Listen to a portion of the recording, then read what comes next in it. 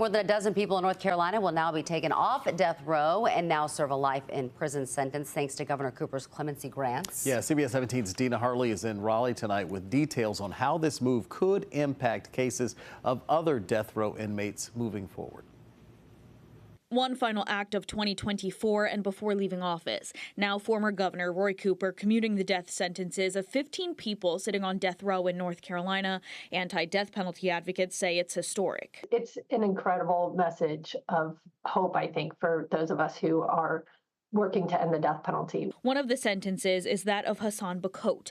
Bacote was sentenced to death in 2007 after being convicted of murder. In 2024, he was the first person in the state to have his case reheard under the Racial Justice Act, arguing that his sentence was the result of racism in Johnson County. So now, with his sentence commuted, what happens to that case? The primary form of relief that Mr. Bacote was seeking was, in that case, was a life sentence.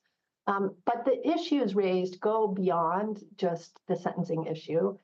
So we will be asking the judge to still issue a ruling. There are still dozens of people waiting to have their cases heard under the RJA. Cassie Stubbs, an attorney with the ACLU, is hopeful the move by the former governor can help get more people off death row. Some of the other issues that Governor Cooper cited, like racial bias, that, of course, is the issue in the Racial Justice Act litigation. And that's incredibly systemic. When commuting the sentences, Cooper also mentioned how several of the defendants had been charged and then sentenced to death under the age of 21.